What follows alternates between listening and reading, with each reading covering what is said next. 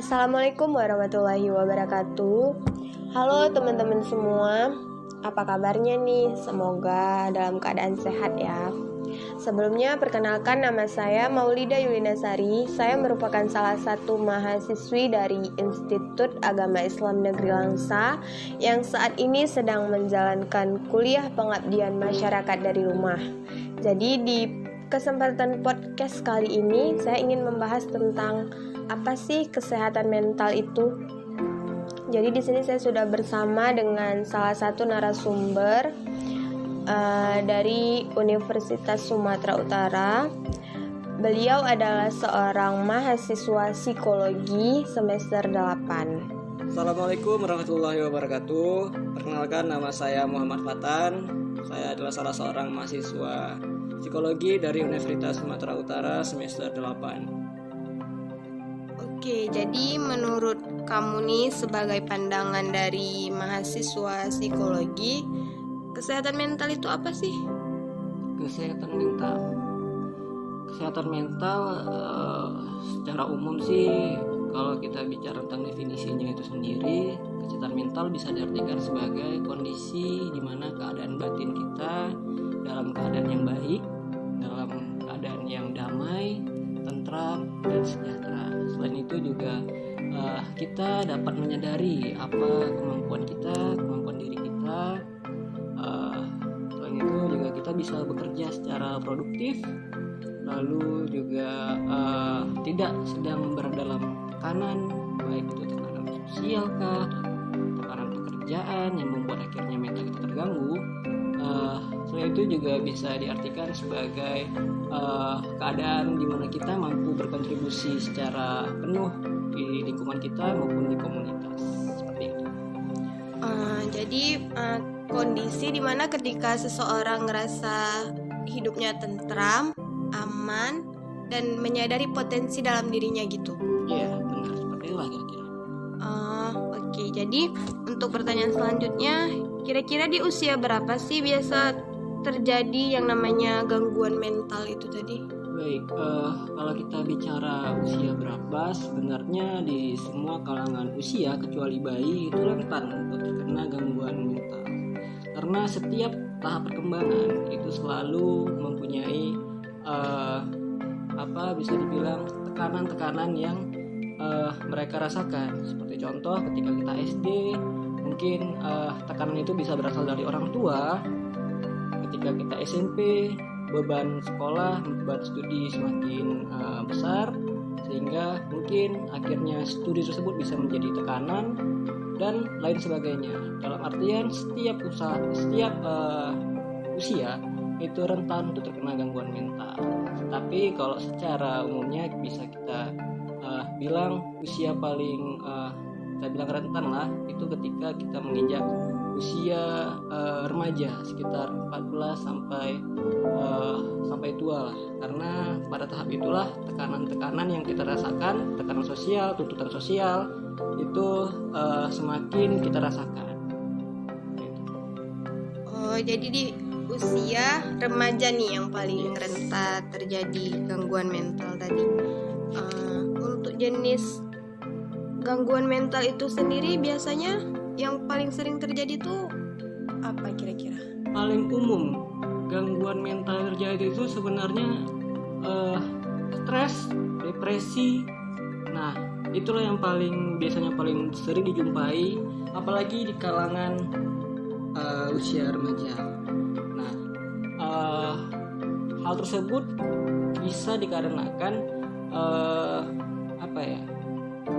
hasil dari tuntutan dari seperti saya bilang tadi, tuntutan dari sosial sekolah, lingkungan, dan lain sebagainya. Yang paling umum terjadi itu adalah stres. Jadi kamu jelasin bahwasannya usia yang rentan untuk terkena depresi itu di usia remaja.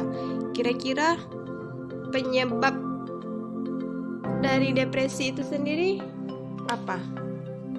Kalau pertanyaan dari depresi, sebenarnya saya akan menjelaskan dulu nih apa itu depresi dan apa itu stres ya.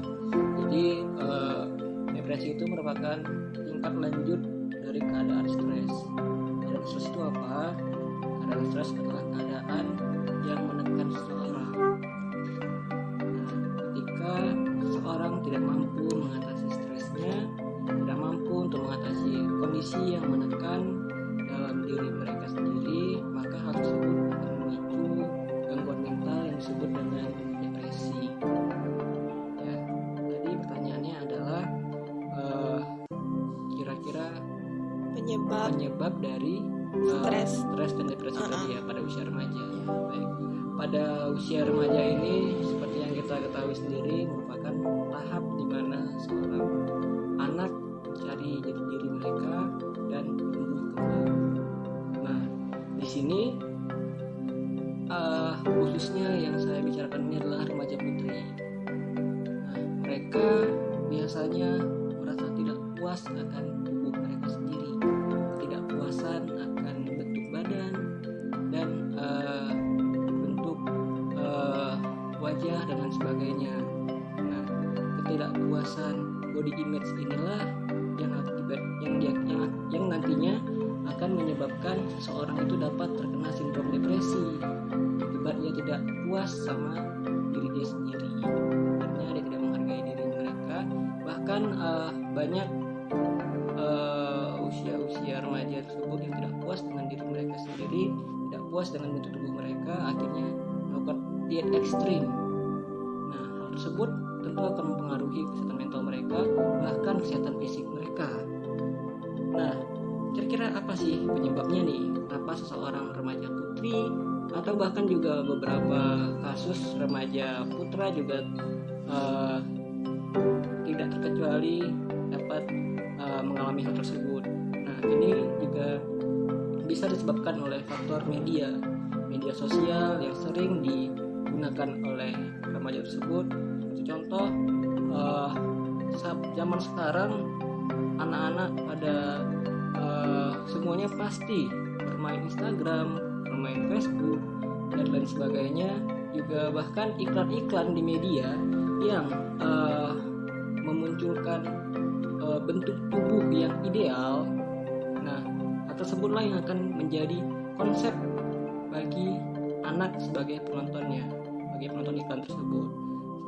Sebagaimana dalam ilmu psikologi ada di mana konsep yang disebut dengan peniru sosial. Nah, inilah anak-anak cenderung untuk meniru apa yang mereka lihat. Nah, ketika anak tersebut melihat atau menonton siaran di media sosial yang menampilkan bentuk tubuh yang tampaknya ideal, hal tersebut akan menyebabkan otak mereka terkonsepsi bahwa bentuk tubuh seperti itulah yang ideal, bentuk tubuh seperti itulah yang disukai masyarakat. Nah, hal tersebutlah yang akhirnya akan menyebabkan kecenderungan seorang untuk berlaku atau berperilaku mencoba untuk persis sama dengan apa yang mereka lihat, apa yang dianggap mereka itu menjadi hal yang bisa diterima oleh masyarakat, sehingga akhirnya mereka ketidakmampuan mereka untuk memenuhi ekspektasi tersebut, hal tersebutlah yang akan membuat mereka merasa tertekan, sehingga akan memicu stres. Ketika stres tersebut tidak dapat diatasi dengan baik, maka akan berlanjut kepada keadaan depresi. Kalau bahasa kerennya sekarang mungkin kayak insecure gitu ya. Kayak pengaruh dari sosmed, dari gaya-gaya yang harus gimana gitu. Jadi itu bisa menyebabkan gangguan depresi atau stres sendiri itu tadi. Benar sekali. Sebenarnya insecure itu sendiri adalah istilah psikologi. Insecure itu merupakan keadaan di mana seseorang merasa tidak aman, sehingga ia mencoba untuk mencari keadaan di mana ia merasa aman. Nah, keadaan aman inilah merupakan sebuah keadaan di mana seseorang itu mencari penerimaan sosial atas diri mereka. Baiklah. Jadi pertanyaan terakhir nih, kira-kira dari semua yang udah saya tanyakan tadi, paling penting nih yang kita tahu kemana sih kita harus pergi ketika kita sudah terkena stres misalnya, depresi atau gangguan-gangguan lainnya? Ya, kalau masih dalam tingkatan stres itu masih bisa dibilang masih dalam keadaan yang normal, tapi perlu diingat lagi stres yang seperti apa.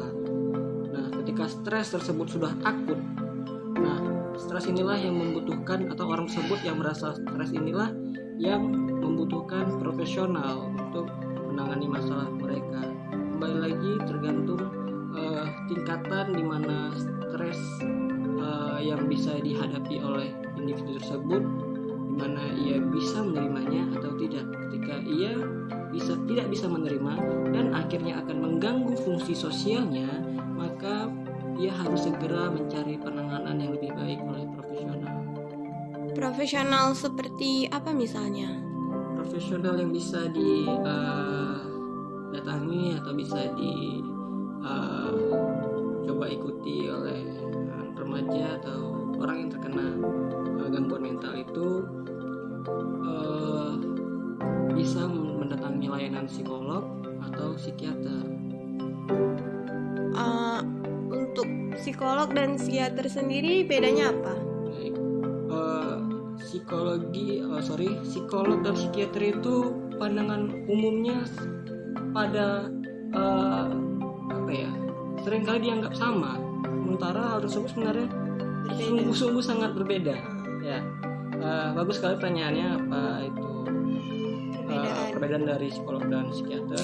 Pertama, saya ingin jelaskan dulu jenjang ilmu untuk menjadi psikiater atau psikolog. Nah, jenjang ilmu yang dijalani oleh psikiater adalah ilmu kedokteran. Artinya ia mengambil jurusan S1-nya, jurusan S1 kedokteran, lalu mengambil spesialisasi kejiwaan. Nah, setelah itu ia baru berhak, setelah menjalani sertifikasi dan sebagainya, baru ia berhak untuk menyandang gelar psikiater. Sementara kalau psikolog, jenjang pendidikan yang harus dijalani oleh seorang untuk mencapai ke profesi psikolog adalah S1 psikologi, lalu lanjut ke S2 profesi psikolog. Nah, ini juga yang sering kali disalahpahami. Psikolog itu punya berbagai divisi yang harus diketahui oleh masyarakat umum sebenarnya. Jadi nggak serta-merta seorang psikolog itu bisa menangani semua masalah. Semuanya tergantung oleh spesialisasi tersendiri. Saya sebutkan profesi psikolog di Indonesia itu ada psikologi klinis. Nah, psikologi klinis inilah yang nantinya akan membantu para klien atau orang-orang yang membutuhkan bantuan terkait dengan kesehatan mental, larinya ke psikolog klinis. Psikolog klinis sendiri dibagi lagi menjadi dua, psikolog klinis anak dan psikolog klinis dewasa. Nah, ketika anak-anak yang mengalami gangguan bisa mendatangi psikolog anak, begitu juga sebaliknya. Nah, lalu ada psikolog industri dan organisasi. Nah, psikolog ini fokus penanganan ke arah perusahaan. Ada lagi namanya psikolog sosial, psikolog olahraga, psikolog forensik, dan lain sebagainya, masih banyak. Oke, saya rasa penjelasannya udah sangat jelas nih tentang kesehatan mental itu apa.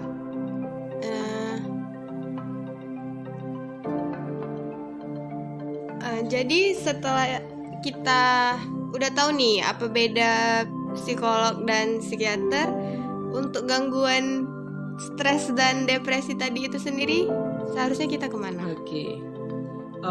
Kalau masih stres dan depresi itu hendaknya kita ke psikolog dulu. Satu lagi yang perlu dipahami, psikiater itu memberikan obat. Ini perbedaannya yang paling dasar. Psikiater memberikan obat, sementara psikolog memberikan terapi.